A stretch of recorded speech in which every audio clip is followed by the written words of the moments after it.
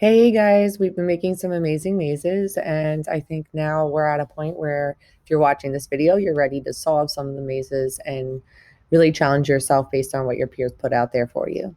Can you get from the start to the finish? Is it solvable? Does it work? Do you like the theme? Let's actually play and try to do these mazes so that we can evaluate and see how well they did. So we have your slides, and at this point, you're going to open up your slides, and everyone should have dropped in their maze. We have just the challenge, the examples, things to think about, and all of these empty slides here that are not quite filled will eventually be filled with photos of everyone's mazes.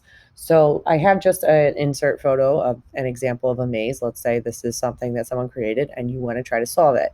Now you have it pulled up on your iPad. You're going to screenshot it. So this is something that is done on the iPad. If you're working on a computer, maybe you have the ability to print, or maybe you can take a picture on your phone and do this as well. So I'm going to screenshot. I'm going to click the top, and I'm going to press the home button at the same time. You'll hear a little noise. Yeah, that little click right there. That's exactly what you wanted. So now when I go exit out of my slides app and go into photos, whoops, right over here, I should have a picture with the maze. Now it's kind of tiny, so maybe I go to edit because I'm going to be using that edit option anyway. And I use the crop button to make it a little bit smaller and get rid of some of that side noise so I can focus on just the actual maze, and then it will be bigger on my screen. Okay, so I'm done with that. When you are ready, you're going to go to edit, and these three dots at the top, the three dots at the top is going to give you the option to mark up. And that's what we want to do. We want to use our stylus or our finger, whatever you have, to try to draw out and solve the maze. So I'm going to click on whatever color I want and start to follow along the path the way I think I'm supposed to be going.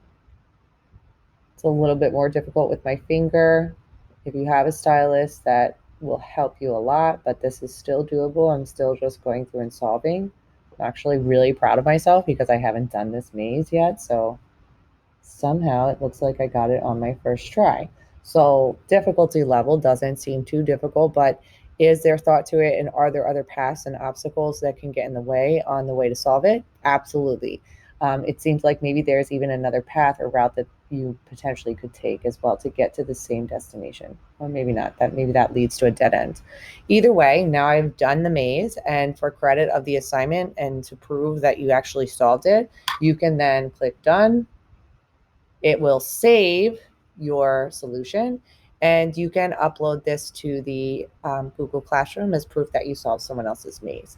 If you want to share it with them, then maybe you send it right to that student's email, or you post a little picture of the solution really tiny off to the side so they can view it without anyone else seeing the solution too.